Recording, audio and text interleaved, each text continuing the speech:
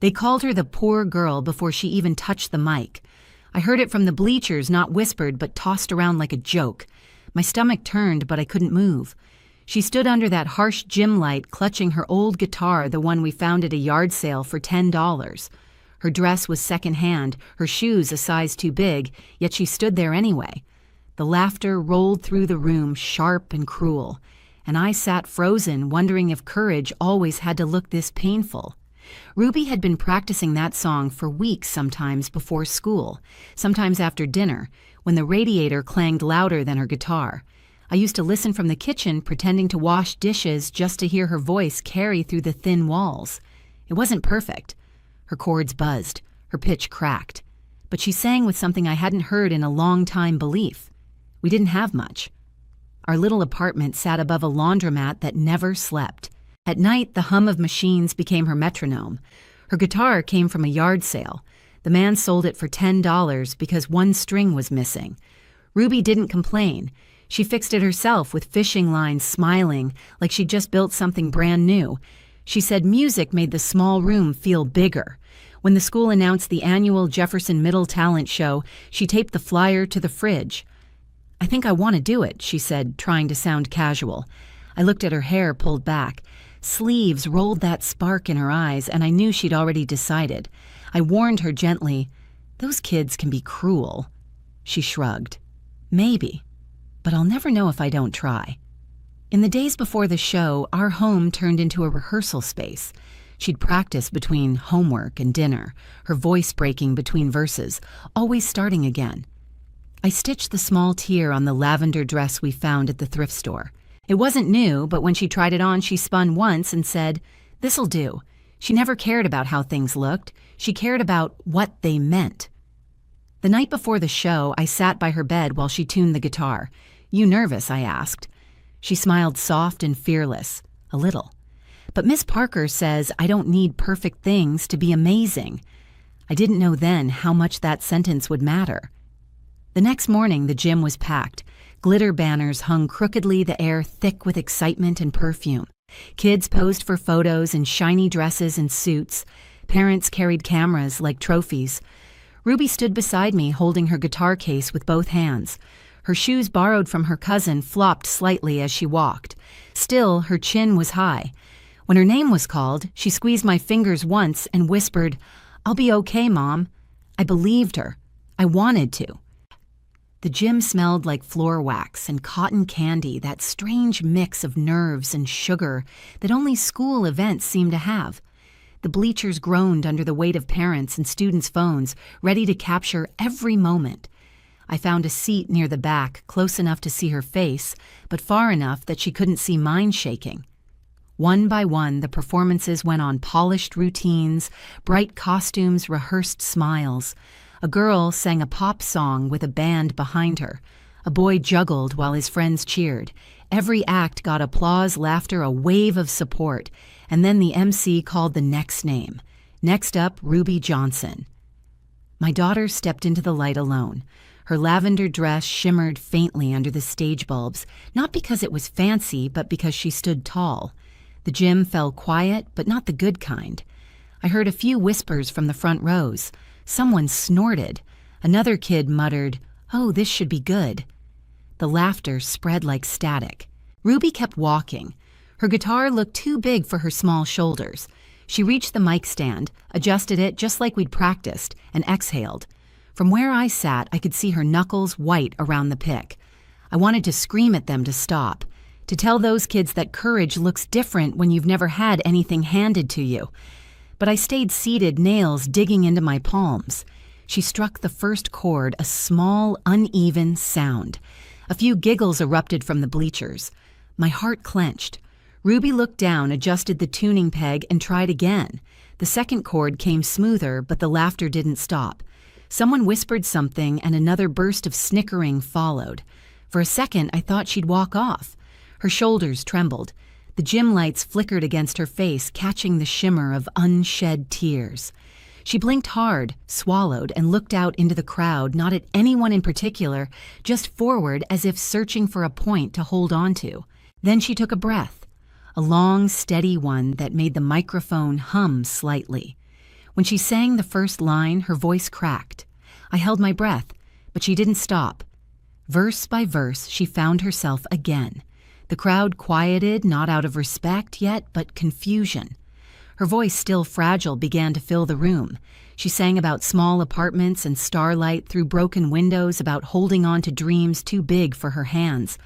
Something shifted.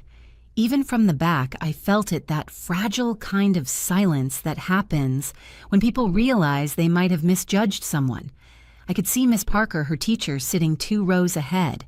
She leaned forward, smiling through tears.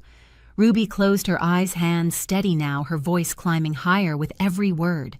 But just as she reached the chorus, the microphone squealed feedback, blaring through the speakers. The spell broke. Laughter returned, quick and cruel. And that's when I saw her lip tremble, her fingers falter. For the first time that night, I thought she might break. The feedback screeched like a warning siren piercing through the gym. A few kids covered their ears dramatically. Someone shouted, "Nice one," and laughter followed louder this time, careless and cruel.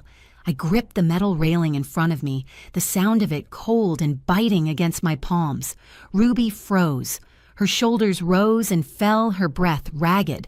For a moment, everything inside me wanted to run to her, to stop it all, to take the guitar from her hands, shield her and carry her out of that gym. But something in her stillness stopped me. She didn't cry. She didn't run. She just stood there staring at the floor like she was deciding something. The MC looked uncertain, glancing toward the judges' table. One of them started to stand, maybe to end the performance, but Ruby suddenly lifted her head. Her eyes found the microphone again. She spoke softly, her voice steady, despite the tremor in her hands. "Sorry," she said. "I can start over." The room went quiet, not respectful yet, but expectant, like the audience waiting for another reason to laugh. Ruby adjusted the strap on her shoulder, reached down, and struck the strings again. This time, the sound was cleaner. She took a breath and began to sing from the top. Her voice was low at first, cracked around the edges, but there was something in it, a kind of quiet defiance, that made me sit straighter. Each word carried weight now. I could hear the quiver in her throat when she sang about nights too cold for sleep, about hearing her mother's tired footsteps, and promising herself it would get better. My throat tightened. I hadn't known she'd written about me. Somewhere in the crowd, a cough echoed, then faded. No laughter this time. Even the kids who'd snickered earlier leaned forward watching. Her voice grew stronger. It wasn't perfect. It wavered, missed a note, but it was raw and true. And that truth filled the gym like a rising tide. The harsh, fluorescent lights softened somehow. Even the banners on the walls seemed to fade into the background. I saw her fingers move with confidence now. The pick no longer shook. The last of her fear burned away in that song, replaced by something fierce and real. When she hit the final chord, the sound lingered longer than it should have, heavy, electric, alive. Then silence. Pure, suspended silence. That's when I noticed him, the man in the back row, standing slowly, his coat dark against the bleachers, watching my daughter with eyes that saw something no one else did. He didn't clap. He didn't move quickly either. He just stood there, calm and deliberate, as the crowd started to murmur. I remember thinking he looked out of place too, composed for a room filled with teenagers shifting in embarrassment. His coat was dark, long, and worn at the cuffs, like it had seen more years than anyone in that gym. Ruby noticed him too. She blinked once, confused, still holding her guitar like a shield. Then the man spoke. His voice wasn't loud, but it carried low, steady cutting through the silence, like it belonged there. "Play it again," he said. At first no one moved. The principal frowned, unsure if he should interfere. Someone whispered, "Who was that guy?" Another student snickered nervously, but the man didn't flinch. "Play it again," he repeated, eyes still on Ruby. I felt my breath catch. Ruby's fingers hovered above the strings. "Sir," she asked, small but clear. He took a step forward, the echo of his shoes snapping in the silence. From the top, he said, "You were finding your truth. Don't stop now." For a moment, it felt as if time forgot to move. Then Ruby nodded, not to him exactly, but to herself, and lifted the guitar. The first chord rang out steadier this time. No one laughed. Even the kids who'd mocked her earlier sat frozen. The man closed his eyes, arms folded loosely, listening. Ruby sang again, her voice no longer a whisper, but a declaration. I could feel it building like a storm, finally forming into something powerful instead of chaotic. Every word came sharper, cleaner, as if she'd finally stopped asking for permission to be heard. The verses that once sounded fragile now hit like truth about hunger, about hope, about refusing to let other people's laughter define her worth. And somewhere in the middle of that second song, something in the room changed. The laughter that had filled that gym only minutes ago was gone. In its place, a stillness so heavy it almost vibrated. When she reached the chorus, the part she'd written alone in her room about stars leaking through cracks in the ceiling, her voice soared. I'd never heard her sing like that. Not at home, not in rehearsal, not ever. It wasn't the voice of a scared little girl. It was the voice of someone claiming her space. By the time the song ended, the gym wasn't quiet out of pity. It was quiet because no one dared to break what they'd just witnessed. Then, almost hesitantly, one teacher began to clap. Another joined. And then, like a wave rolling toward shore, the whole gym stood. Applause thundered through the rafters. I saw tears on Miss Parker's face. Even the boy who'd laughed first was clapping, now his cheeks flushed with shame. Ruby's lips parted in disbelief. She glanced at me just for a heartbeat, and I nodded, unable to speak. The man in the coat climbed the steps to the stage. The MC stepped back, letting him pass. When he reached Ruby, he smiled a small, knowing kind of smile. "You have a gift," he said into the mic, his voice calm but firm. "And gifts like that deserve to be protected, not mocked." Whispers rippled through the audience. The principal looked both stunned and relieved that someone else had taken control. The man turned to the crowd. "My name is Daniel Carter. I produce music here in town. I've been doing this for a long time." He paused, scanning the rows of faces.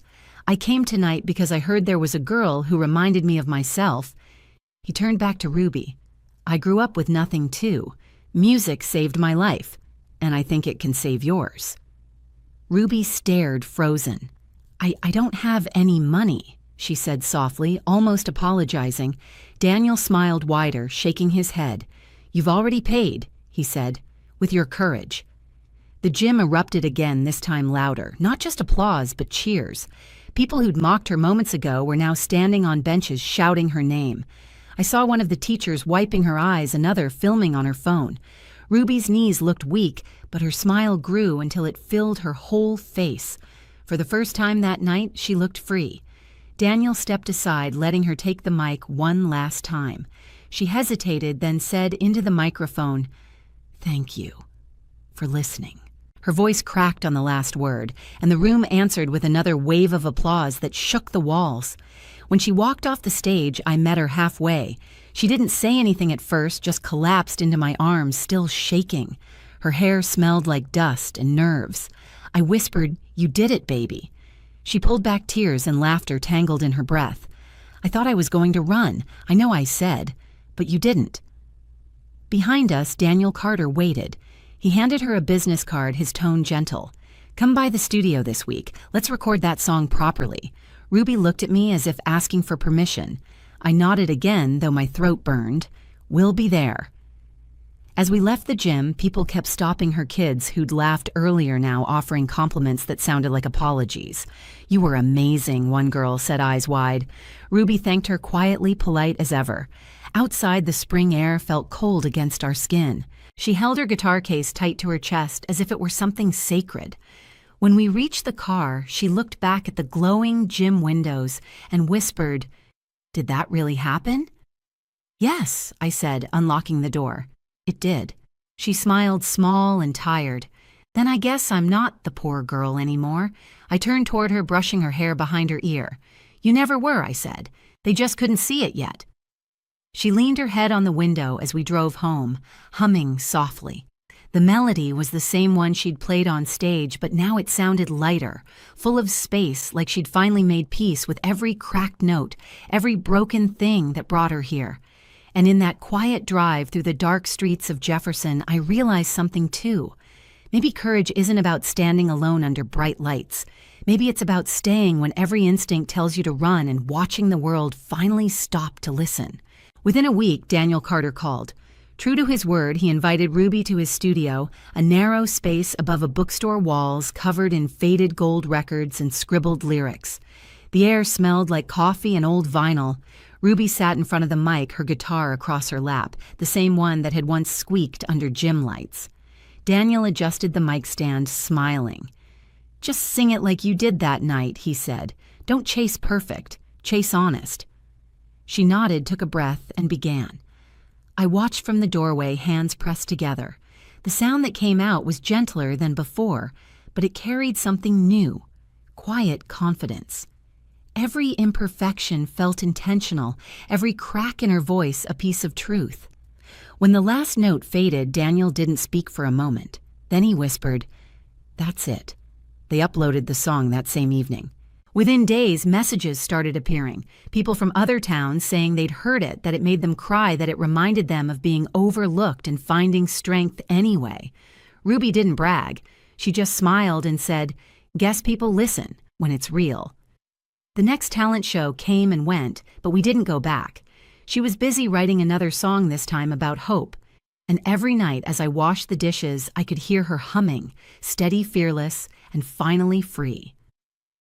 Years later, I returned to that same gym for an assembly where Ruby was invited to speak. She walked onto the stage taller, now surer, carrying a new guitar, but wearing the same quiet smile. The banners on the walls had faded, the bleachers scuffed, but the air felt different. When she finished performing, she turned to the students and said, "Be brave even when they call you names." Her voice filled the room, calm but unshakable.